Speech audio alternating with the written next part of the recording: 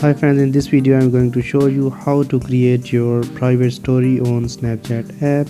So if you are new in this channel, please like, subscribe and ask me anything in the comment section. So let's start the video. First of all, make sure your Snapchat app is up to date, and after updating click on this and click on your profile icon. Then scroll down a little bit, and here you can see create a private story option here.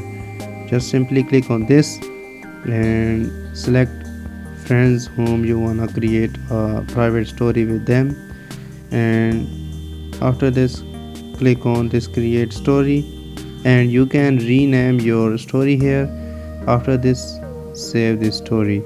So now I'm going to click this and take a snap or import any image from camera roll.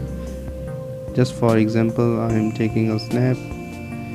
Click on this and you can see here my private story's name is appear here. Click on this button. So in this way my private story has been posted.